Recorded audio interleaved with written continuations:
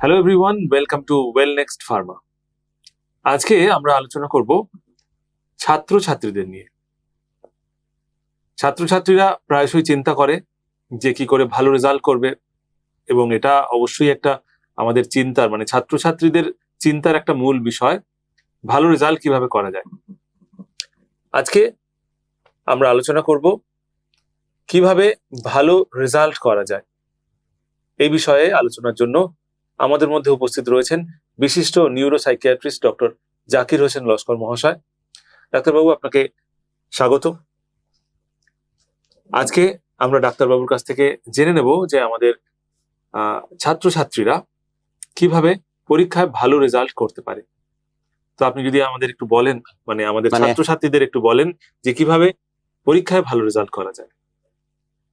এই সামনে তো মাধ্যমিক পরীক্ষা, আপনি মনে হয় সেজন্যই প্রসঙ্গ রেখেছেন যে পরীক্ষায় ভালো রেজাল্ট করতে হলে ওরা কি করবে, পরপর সব আসতে থাকবে। ঠিক আছে, আমি এটাকে পয়েন্ট আকারেই ভেবেছি আর কি। আমরা 25টা পয়েন্ট আলোচনা করব। আমার মনে হয় আমাদের ছাত্রছাত্রীদের সেগুলো কাজে লাগবে অবশ্যই। তো প্রথমেই বলি যে একেবারে প্রিসাইজলি আমরা পরীক্ষায় ভালো রেজাল্ট করার কথা বলছি। তো আমার একদম প্রথমেই বলবো যে পাঠ্য বিষয় তো অনেকগুলো সাবজেক্ট থাকে, তো যেটা তোমাকে মনে রাখতে হবে, আমি ছাত্রদের তুমি করেই বলছি, যেটা তোমাকে মনে রাখতে হবে সেটা দিনের কোনো একটা সময় পড়ে ফেলে কিন্তু তার সংক্ষিপ্ত সার, যেটা ইম্পর্টেন্ট কি পয়েন্টস গুলো, সেগুলো কিন্তু আলাদা করে একটা কাগজে, এক টুকরো কাগজে লিখে রাখো আলাদা করে, এবং রাত্রে শুতে যাওয়ার আগে 2-3 বার সেটা বেশ জোরে জোরে আবৃত্তি করে পড়ো।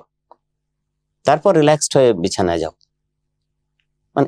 ইন এ নাটশেল কি পয়েন্টস গুলো শুধু পড়েছো, যখন তখন পড়েছো 2 ঘন্টা ধরে বা 1 ঘন্টা ধরে, কিন্তু রাত্রে just before going to bed এই কাজটা করো, একদম জোরে জোরে আবৃত্তি করে 2 বার বা 3 বার। এটা একটা স্ট্র্যাটেজি হতে পারে, এটা খুব কাজে লাগে মনে রাখার ক্ষেত্রে, রিটেন করার ক্ষেত্রে।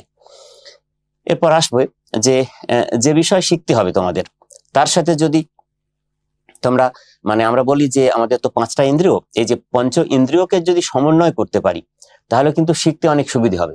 কিরকম ব্যাপারটা না, এই যে স্পর্শ, শব্দ, গন্ধ, গতিশীলতা, অনুভূতি, ছবি, এসবের অনুষঙ্গে এই যে অডিও ভিজুয়াল কেন এত আমাদের টানে, তাই না?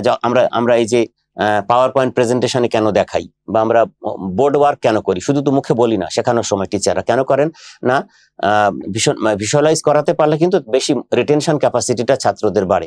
তাহলে তোমার সাবজেক্টের যেখানে যা সুযোগ আছে, তোমার নিজেকে নিজের মতো করে তোমার অনুভূতির সাথে তোমার যদি সেখানে ছবি ব্যবহার করার সুযোগ থাকে, মাইন্ড ম্যাপ ব্যবহার করার সুযোগ থাকে, সেগুলো করে স্মৃতি সহায়ক হবে এমন ভাবে তোমাকে সেই চর্চাগুলো করতে হবে। সেটা নেমোনিক্স এর অনেক টেকনিক আছে, তো সেই টেকনিক্স আলাদা করে শিখতে হয়, কিন্তু নিজে নিজে এগুলো চর্চা করলে আস্তে আস্তে কিন্তু বেশিক্ষণ বেশি দিন পড়াশোনা মাথায় রাখা যাবে। এবার ধরুন বলবো যে কোনো পাঠ্য বিষয় যখন তোমরা পড়ছো, তখন লাইনের নিচে আঙ্গুল দিয়ে বা পেন্সিল দিয়ে কিন্তু পড়াটা চালিয়ে যাওয়া এবং উচ্চারণ করে করে পড়াটাকে এগিয়ে নিয়ে যাওয়া। এটাতে আমরা বলি যে শিখন প্রক্রিয়া খুব সহায়ক হয়। কনসেন্ট্রেশনটা থাকে, যে লাইনটা পড়ছিস তার নিচে যদি পেন্সিলটা এগিয়ে এগিয়ে নিয়ে যাই, তাহলে পুরোটা আমি জোরে জোরে বলছি, আমার কান শুনছে, আমার ফোকাসটা ওখানে আছে, প্লাস পেন্সিল দিয়ে ফোকাসটাকে আমি আরো ফাইন করেছি, তো এটা খুব কাজে লাগে। আর একটা পয়েন্ট হচ্ছে স্পিড রিডিং। এটা একটা দারুণ জিনিস। স্পিড রিডিংটা কিরকম জিনিস না, খুব গুরুত্বপূর্ণ অংশগুলো কিন্তু ভাষা ভাবে করে, যেগুলো বুঝতে পারছি না সেই পার্টটাকে কনসেন্ট্রেট করে পড়া, মনোসংযোগ দিয়ে পড়া। হ্যাঁ, এইভাবে স্পিড রিডিং তাড়াতাড়িতে অনেক কম সময়ে পড়া সম্ভব। তো এটা কেন দরকার না, ইতিহাসের বিষয়বস্তুগুলো সংক্ষেপে মনে রাখতে গেলে কিন্তু এই স্পিড রিডিং পদ্ধতি খুব কাজে লাগে। পড়ে গেলাম কিন্তু সেটা খুব কাজে লাগে, এই স্পিড রিডিং পদ্ধতিটা ফলো করতে হবে। তোমরা যদি আরো এটা বিস্তারিত বুঝতে চাও, তাহলে একটু অনেক সোর্স আছে, সেখান থেকে স্পিড রিডিং রিলেটেড কোনো একটা শর্ট ভিডিও দেখে নিয়ে তুমি চর্চাটাও করতে পারবে। ছাত্রদের জন্য এটা খুব ভালো। আচ্ছা, যখন ছাত্রছাত্রীরা পড়তে বসার সময় বাইরের জগতের তো অনেক আওয়াজ কানে আসে, এবং অবশ্যই তাদের মনকে প্রভাবিত করে। তো সেটা যাতে না হয় সেটা তাদের খেয়াল রাখতে হবে। তো পাশের ঘরের কথাবার্তা বা দূর থেকে মাইকে কোনো আওয়াজ ভেসে আসছে, গানের আওয়াজ, তো এগুলো তো হয়, কিন্তু তা সত্ত্বেও মানে মনকে পড়া থেকে না সরিয়ে নিজেকে ফোকাস করতে হবে। এটা কিন্তু মানে মাইন্ডফুলনেস প্র্যাকটিস, আচ্ছা এটা করতেই হবে। কেন তোমার তোমার তোমার প্রায়োরিটি কি, না আমাকে পড়তে হবে না, আচ্ছা। পড়াটা যদি আমার মাথায় না ঢোকে তাহলে আমার সময়টা নষ্ট হলো, অথচ আমার পড়াও হলো না। তো আমরা বলি যে পাঠ্য বিষয়ের যে এই যে এটাকে বলা হয় অখণ্ড একাগ্রতা, এই অখণ্ড একাগ্রতা কিন্তু ছাত্রছাত্রীরা কয়েকদিন চর্চা করলেই, অভ্যেসটা যদি হয়ে যায় একবার, তারপরে দেখবেন হয় না অনেক বাড়িতে অনেকগুলো রুম নেই, হয়তো মাত্র 2টো রুম, পাশের ঘরে যে ঘরে ছেলেটি বা মেয়েটি পড়ছে তার পাশের ঘরে বাড়ির কেউ হয়তো সিরিয়াল দেখছেন, সে আওয়াজ আসছে তার কাছে, কিন্তু সে তার ডিস্ট্রাকশন হচ্ছে না, সেই ছেলে মেয়েটি কিন্তু অভ্যেস করে ফেলেছে নিজের মতো করে এই যে অখণ্ড একাগ্রতা, আনডিভাইডেড অ্যাটেনশন তার এতটাই, তো প্র্যাকটিস, তো সবই প্র্যাকটিসের জিনিস। ছোটরা যদি এটা করে তাহলে কিন্তু দেখবেন যে তার আর কোনো সমস্যা হচ্ছে না, বা দূরের কোনো মাইকের আওয়াজও তাকে আর কোনো পড়াশোনায় ডিস্টার্ব করতে পারছে না। আচ্ছা, এবার বলবো যে এই যে পাঠ্য বিষয়ের যে মনোসংযোগ, তো বললাম আমরা, বললেই তো ছেলেরা করে ফেলতে পারছে না, এগুলো বাড়ানোর জন্য কিন্তু ওদের মেডিটেশন প্র্যাকটিস করতে হবে, ধ্যান প্র্যাকটিস করতে হবে। এবং যেসব প্রথিতযশা শিক্ষাবিদরা আমাদের দেশে রয়েছেন তারা বলছেন যে মনোসংযোগ বাড়ানোর জন্য কিন্তু যোগব্যায়াম চর্চার কথাও কিন্তু সবাই উল্লেখ করে গেছেন, এটা আমরা সবাই জানি। সেটা তো বাবা মাকে উৎসাহ দিতে হবে ছেলে মেয়েকে যোগব্যায়াম চর্চার জন্য, এটা সারা বছর ধরে চর্চা করতে হবে। আর বাইরের অন্য সবকিছুর যে প্রভাব আমাদের মনকে বিচ্ছিন্ন করে, এগুলোকে সরিয়ে মনকে পাঠে মানে নিবেশ করার যে অভ্যেস, সেটা করা কিভাবে সম্ভব না, মানে যে চিন্তাগুলো আমার প্রয়োজন নেই, মানে আমার চিন্তাকে তো ফিল্টার করতে হবে যে আমার কি করতে হবে, সেই জায়গাটা যদি আমি ফোকাস থাকি তাহলে আমাকে বিভ্রান্ত করবে, আমাকে নেগেটিভ দিকে নিয়ে যাবে এমন কোনো চিন্তা তখন অন্তত পড়ার সময়গুলোতে আমার যেন মাথায় না আসে, সেই প্র্যাকটিসটা তাকে নিজেকেই করে নিতে হবে। করতে পারলে তখন তার আর ওই ধরনের চিন্তা আসবেও না, আর আসলেও সে সেটা থেকে মানে মনটাকে ফোকাস পড়াশোনাতেই সে রাখতে পারবে। মানে মাইন্ড কন্ট্রোলের ব্যাপারটা এখানে এখানে চলে আসছে, চলে আসছে। এবং সেই মাইন্ড কন্ট্রোল করতে গেলে ইন্দ্রিয় সংযম ইত্যাদির কথা যা কিছু বলা হ্যাঁ হয়েছিল হ্যাঁ, এগুলো সেগুলো আমাদের মনে রাখতে হবে। ছোটদের এগুলো করতে হবে। তো তোমাদের আমি বলবো যে আরেকটা জিনিস করতে পারো, মানে মনে রাখার সুবিধা হবে, যে মানে খুব উজ্জ্বল আলো, মানে ব্রাইট লাইট এর সামনে কিন্তু রেখে বই রেখে পড়লে মানে মনোযোগের তীব্রতা বাড়ে। মানে কি, লাইট যদি ইনসাফিসিয়েন্ট হয় তাহলে চোখেরও ক্ষতি, প্লাস মনটা ফোকাস থাকবে না। দেখবেন লাইট যদি একটা সুন্দর মানে খুব উজ্জ্বল আলোর সামনে পড়লে হয়, আবার যেটা হয় আস্তে না পড়ে কিন্তু জোরে পড়লে কিন্তু মেন্টাল ইনভলভমেন্ট পাঠ্য বিষয়ের প্রতি অনেক বেশি মানে বাড়ে, নিজে শুনছে, যেটা পড়ছে সেটা হ্যাঁ, নিজে শুনছে, তখন মেন্টাল ইনভলভমেন্ট অনেক বাড়ে এবং সেটা অনেক বেশি ডিস্ট্রাকশনটা কম হয়, শিখনের ক্ষেত্রে অনেক বেশি সহায়ক হয়। তো আরো যেটা করতে হবে তোমাদেরকে, যেটা যেহেতু সামনে পরীক্ষা, তো মনোযোগ দিতে হবে এমন বিষয়ের সংখ্যা যদি অনেক বেশি হয় তাহলে ছাত্রছাত্রীদের সেটা করা সম্ভব হবে না, মানে অনেকগুলো সাবজেক্ট পড়াশোনা ভালো রেডি হয়নি, তাহলে সেক্ষেত্রে কি করবে না, বিষয়গুলোকে ভাগ করে নেবে, কোনটা সবচেয়ে খারাপ সিচুয়েশন আছে সেটার জন্য অনেকটা বেশি সময় দেওয়া, তার থেকে যেটা কম, এগুলোকে নিজেকেই মানে নিজের সমস্যা নিজের মতো করে সমাধান করতে হবে। এটাই তো বিচক্ষণতা। একদম। এখন আস্তে আস্তে বড় হচ্ছে তোমরা, ছেলেমেয়েরা তো করে উল্টোটা, একদম মানে যেটা সোজা লাগে সেটাই বেশি করে পড়ে, আর যেটা কঠিন লাগে সেটাকে সেটা সরিয়ে পড়েই না। তো সেটা করা চলবে না। আর আমি কম বয়সের ছাত্রছাত্রীদের বলবো অবশ্যই তারা যেন সবসময় মানে অনেকে লজ্জায় জোরে পড়তে চায় না, কিন্তু কম বয়সীদের ক্ষেত্রে বলবো তোমরা অবশ্যই মানে জোরে জোরে পড়া অভ্যাস করবে, তাতে দেখবে খুব বেশি মনে থাকবে আর অনেক দিন ধরে স্মৃতিতে সেটা থাকবে, রিটেনশন ঠিকঠাক থাকবে। তাতে কি হবে, উচ্চারণও নির্ভুল হবে এবং সঠিকভাবে জোরে জোরে পড়লে কিন্তু শ্রুতি অনুভূতি সব একযোগে আমাদের তথ্যের যে সংকেত যেভাবে মনে রাখে স্মৃতি ভান্ডারে পাঠায়, সেগুলো ঠিকঠাক সিগন্যালগুলো পাঠাতে পারবে, পড়া ভীষণভাবে মনে থাকবে, অনেক দিন ধরে মনে থাকবে। আর একটা কথা তোমাদের বলবো, আপনাকে বলি, যেটা হচ্ছে যে আমাদের ভারতীয় সনাতন শিক্ষা ব্যবস্থায় একটা জিনিস তো জানেন যে ছাত্রাবস্থায় নিজের পড়াশোনার সাথে সাথে অন্যদের পড়ানোর ব্যাপারে জোর দেওয়া হতো। অ্যাকচুয়ালি পড়ালে কিন্তু বেশি মনে থাকে। তো সেক্ষেত্রে আমি বলবো যে নিজের শেখা জিনিস অন্যকে শেখালে সেটা কিন্তু স্মৃতিসহক হয়। তো তোমরা ছাত্রদের বলবো যারা ধরো 9, 10, 11, 12 বা কলেজে যারা পড়ছো, তুমি কোনো টপিক পড়লে বন্ধুদের সঙ্গে তো দেখা হয়, ফোনে কথা হয় বা একসাথে বসে পড়া হয়, গ্রুপ স্টাডি হয়, তো কোনো একটা টপিক বা কোনো অনেকগুলো প্রশ্ন তুমি তৈরি করে নিয়ে গেলে তুমি তাদেরকে শোনালে, তাদের পড়ালে, যাদের সেই টপিকগুলো তৈরি হয়নি, তাহলে তাদেরও হেল্প করলে, তাদের চর্চা হলো, আর তোমার কতটা মনে আছে তোমারও রিক্যাপিচুলেট করা হয়ে গেল, সেটাও খুব ভালো। মানে এটা আমাদের ভারতীয় সনাতন শিক্ষা ব্যবস্থা এটা ছিল, ছাত্রদের জন্য ওই পদ্ধতি ছিল, শিখে শেখাও, শিখে শেখানো, তো সেটাও খুব কার্যকরী হতে পারে। এছাড়া অবশ্যই মানে পড়াশোনা তো ফলে চাপমুক্ত পরিবেশে করতে হবে, না হলে স্মৃতি সহায়ক হবে না, মানে স্মৃতি ছাড়া দেবে না। তো সেই জন্য মানসিক চাপ, টেনশন, উদ্বেগ এগুলো এগুলো কাটাতে হবে এবং নিজের মতো করেই কাটিয়ে উঠতে হবে। সেগুলো থাকবে কেন ছাত্র জীবনে, তাই না? ফোকাস যদি পড়াশোনাতে হয় আর সারা বছর ধরে সবকিছু মেনে নিয়ম মাফিক ফাঁকি না দিয়ে পড়াশোনা করো তোমরা, তাহলে তো আর টেনশন উদ্বেগের পরীক্ষা নিয়ে হওয়ার কোনো কারণ নেই। আমি বলবো যে তোমরা কতক্ষণ পড়াশোনা করছো সেটা কিন্তু খুব বিবেচ্য নয়, কেননা বিবেচনা করতে বলবো যে কত গভীর মনোনিবেশ সহকারে তুমি পড়ছো, ডিপ অ্যাটেনশন, হ্যাঁ, কোয়ালিটি আওয়ার্স। তো আর উঁচু ক্লাসে উঠে যাওয়ার পরে তো অনেকে মাঝরাত পর্যন্ত একটানা পড়াশোনা করে। আমি বলবো সেটা করতে হবে অন্তত 12টা পর্যন্ত। আমি অনেক মাঝরাত বলতে তারপরে বলবো না, মানে ডেড অফ দ্য নাইট নয়, রাত 2টো পর্যন্ত বলবো না। তো রাত্রে পড়াশোনার সুবিধা হচ্ছে রাত্রি 10টার পরে অনেক কোলাহল মুক্ত পরিবেশ পাওয়া যায়, ফলে বড়দের বড় বড় বড় লেভেলের স্টুডেন্টদের জন্য সেটা খুব ভালো। ফলে এগুলো করতে পারলে তাদের আপকামিং যে এক্সামস গুলো আছে সেখানে তাদের সাফল্য মিলবে, তাদের কাঙ্ক্ষিত সাফল্য তারা পাবে।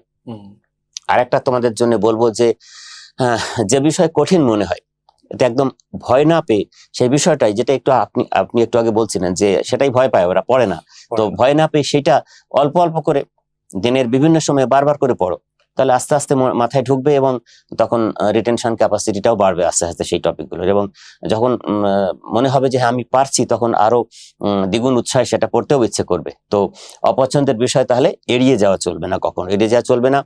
এবং এটা যদি না যাওয়া যায় তাহলে পরীক্ষার আগে কোনো টেনশনও হবে না এবং পড়াশোনাটা যতটাই হবে তখন সেটা স্মৃতি সহায়ক হবে।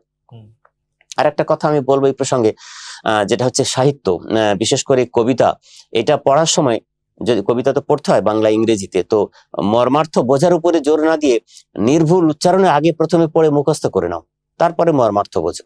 এটা করলে কি হবে না, সুবিধা হয় অনেক বেশি। এবং আর বিজ্ঞানের ক্ষেত্রে, বিজ্ঞান এইসবের বিষয় কিন্তু না বুঝে পড়া চলবে না, তাই না? এগুলো অবশ্যই বুঝে পড়তে হবে, না হলে কিন্তু আত্মস্থ হবে না, মুখস্থ হবে। মুখস্থ হলে কিন্তু বেশিক্ষণ মনে থাকবে না, আত্মস্থ করতে হবে বিজ্ঞান, অঙ্ক, এগুলোতে সব। তো যেগুলো মুখস্থ করতে হয় যে বিষয়গুলো, আমি তোমাদের বলবো যে সেগুলো কিন্তু লেখার অভ্যাস করো, অবশ্যই লেখার অভ্যাস করতে হবে। কেননা লেখাপড়া, তো শব্দটা হচ্ছে লেখাপড়া, তাহলে এর মধ্যে পড়া আছে, সঙ্গে লেখাও আছে, তাহলে পড়তে হবে পাশাপাশি লিখতেও হবে, তবে কিন্তু খুব ভালোভাবে অনেক দিন মনে থাকবে, পরীক্ষায় সুন্দরভাবে তুমি লিখে আসতে পারবে।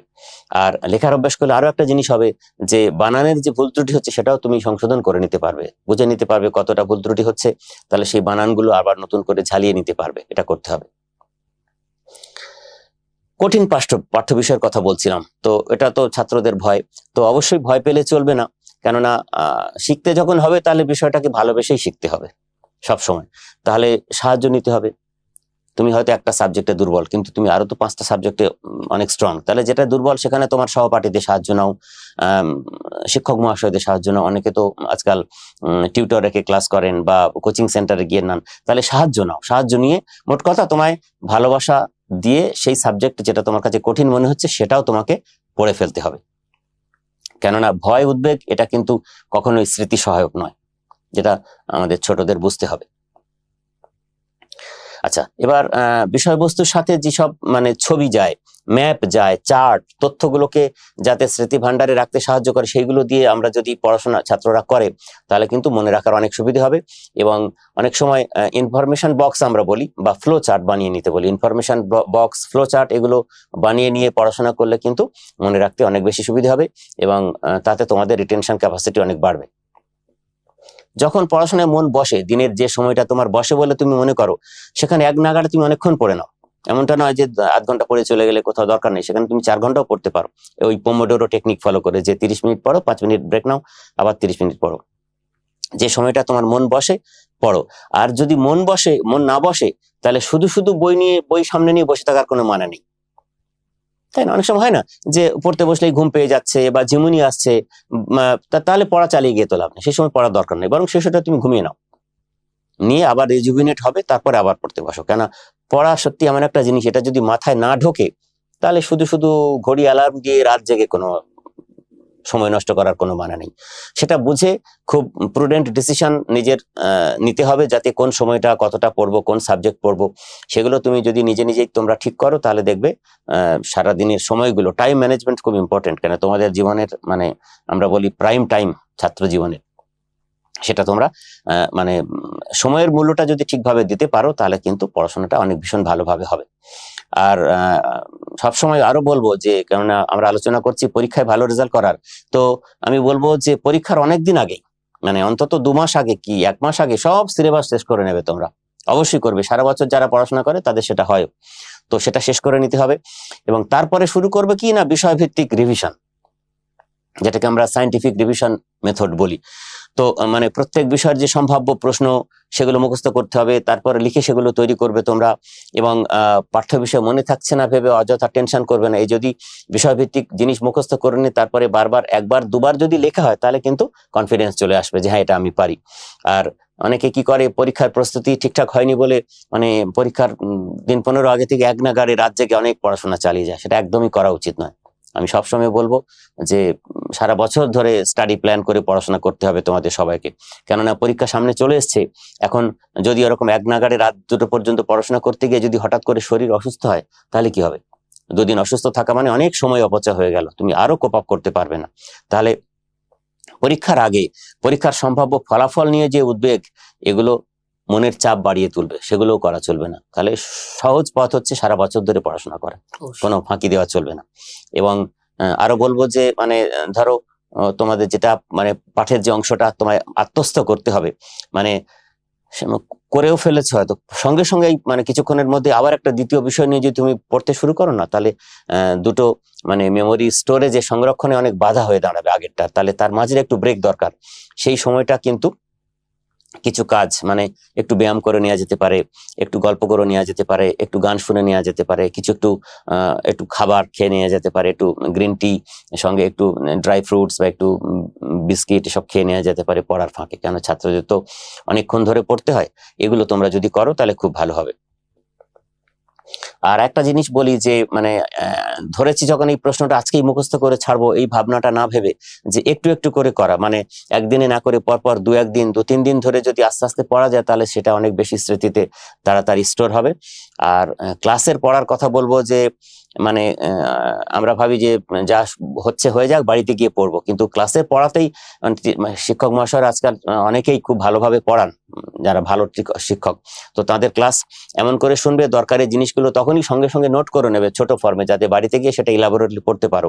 এবং মানে সেই নোটসটাকে সাথে রেখেই মানে, এবং তোমার কাছে যে টেক্সট বুক নোটস বুক আছে সেগুলোর সঙ্গে কনসাল্ট করে সুন্দর আকারে এমন একটা নোট বানিয়ে নেবে যেন তোমার লেখাটা খুব পাওয়ারফুল হয়, যাতে তুমি 20 নম্বরের প্রশ্ন হলে তুমি যাতে 18 পাও 19 পাও। সেগুলো তোমাকে নিজেই করতে হবে শিক্ষক মহাশয়ের সাহায্য নিয়ে তাদের পড়াশোনার উপরে। আর একটু আগে আমরা যেটা বলছিলাম, আবারও বলছি যে নিঃশব্দে পড়াচ্ছে, কিন্তু জোরে জোরে পড়লে সেটা সহজে মনে থাকে। তো উচ্চারণ করে পড়লে আরো যেটা হয় যে মানে মানে পড়াশোনা পাঠের যে জড়তা সেটাও কেটে যায়, উচ্চারণে স্বচ্ছতা আসে, এবং তাতে খুব তাড়াতাড়িও পড়া হয়, মুখস্থ করতে অনেক সুবিধা হয়। তো জোরে জোরে উচ্চারণ করে পড়তে পড়তে কি হয় না, মনোসংযোগের বিচ্যুতিটাও হয় না, এটাও মানে আনডিভাইডেড অ্যাটেনশনটা থাকে। তো পড়ার গতি বাড়ানোর জন্য আমি বলবো যে ওই বলেছি একটু আগে যে বইয়ের লাইনের উপরে কিন্তু ওই পেন্সিল বা আঙ্গুল দিয়ে হাত বুলিয়ে যাবে, তাহলে কিন্তু তোমার মনোসংযোগের বিচ্যুতি ঘটবে না। এই সবগুলো যদি সব চর্চা করা হয়, তাহলে পরীক্ষায় ভালো রেজাল্ট হতে বাধ্য। আমি সবশেষে বলবো যে যে বিষয়টা তুমি মানে পড়ছো, সেটা যদি আরো ভালোভাবে বুঝে নেওয়ার জন্য মানে আমরা আরেকটা স্ট্র্যাটেজি ফলো করতে পারো তোমরা, সেটা হচ্ছে যে বই খাতার মার্জিনে পেন্সিল দিয়ে দরকারি নোট লিখে রাখতে পারো, সেটা অনেক স্মৃতি সহায়ক হয়। বিশেষভাবে মনে রাখার জন্য পড়ার মধ্যে যেসব প্রয়োজনীয় যে মানে গ্রুপ অফ ওয়ার্ডস শব্দবন্ধ বলি আছে বা বাক্যাংশ, সেগুলো ফ্লোরোসেন্ট মার্কার দিয়ে আন্ডারলাইন করে রাখা যায়। তো এগুলো করলে কোনো একটা প্রশ্নের যতটা উত্তর আছে সেটা কিন্তু সুন্দরভাবে মনে থাকবে। এবং এই সমস্ত পদ্ধতিগুলো কম বেশি যদি ছাত্ররা সচেতনভাবে একটু চর্চা করতে পারে সারা বছর ধরে, তাহলে কিন্তু আগামী দিনে যে সামনে তাদের যে বড় পরীক্ষা আসছে, সেগুলোতে প্রত্যেক বিষয়ে আমি আশা করব তারা সাফল্য লাভ করবে এবং তারা খুব ভালো রেজাল্ট করবে সবাই। অনেক ধন্যবাদ ডাক্তারবাবু আপনাকে। ছাত্রছাত্রীদের জন্য এটা একটা ভীষণ ভীষণ গুরুত্বপূর্ণ ভিডিও। অবশ্যই এটা থেকে সমস্ত ছাত্রছাত্রীরা উপকৃত হবে। ডাক্তারবাবুর পরামর্শ মতো তোমরা পড়াশোনা চালিয়ে যাও এবং তোমরা অনেক ভালো রেজাল্ট করো, অনেক বড় মানুষ হও, অনেক সফল মানুষ হও, এই আশা নিয়ে আজকের আলোচনা আমরা এখানেই শেষ করলাম।